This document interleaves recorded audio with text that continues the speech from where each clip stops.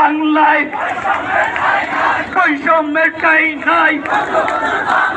যারা বাংলায় খবর দেয়, যারা বাংলায় খবর দেয়, মুক্তিযুদ্ধের মূল কথা, সুযোগের সমতা।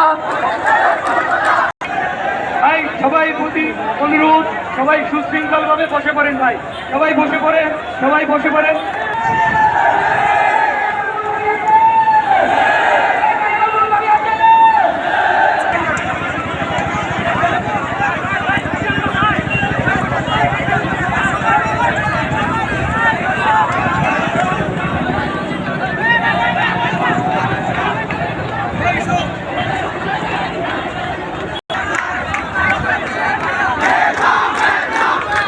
বাংলায় খবর দেয়, একটা ভোর হাতিয়ার, একাত্তরের হাতিয়ার লেগেছে রে লেগেছে, মুক্তিযুদ্ধের মূল কথা লেগেছে রে লেগেছে,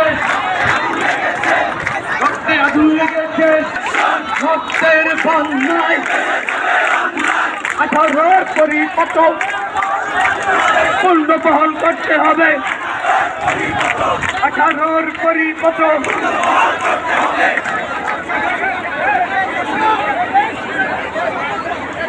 ভাই সবাইকে বসার জন্য অনুরোধ করা হয়েছে। ভাই আপনারা যদি সুশৃঙ্খল ভাবে না বসেন, ভাই সবাই বসে যান।